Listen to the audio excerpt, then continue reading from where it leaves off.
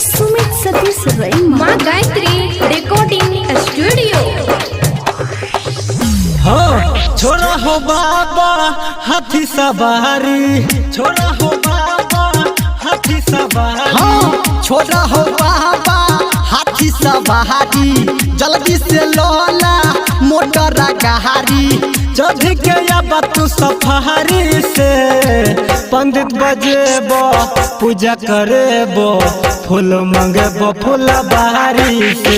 हाँ पंडित बजेबो पूजा करेबो फूल मंगेबो फूल बारी से। हाँ पंडित बजेबो पूजा करेबो फूल मंगेबो फूल बारी से।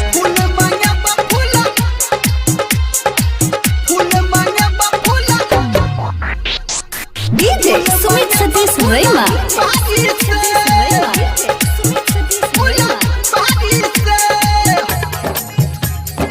अभी आप सुन रहे हैं सावरिया म्यूजिक। हाँ चलतो न कोनो बहाना हो, पूरा दा सब के सपना हो, पूरा दा सब के सपना हो बाबा चलतो न कवन बहाना हो, पूरा द सब के सपना हो, पूरा द सब के सपना हो। हाँ सुन हो बाबा करन देहरी, सुन हो बाबा करन देहरी, चढ़ी के आब बुलेट गाड़ी से।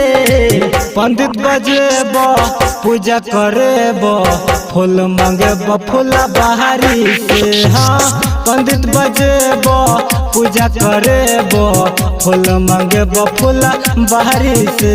हाँ पंडित बजेबो पूजा करेबो फूल मंगेबो फूल बाहरी से।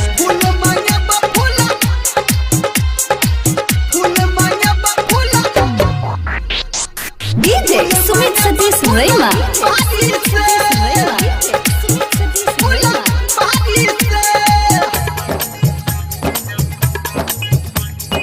माँ गायत्री रिकॉर्डिंग स्टूडियो।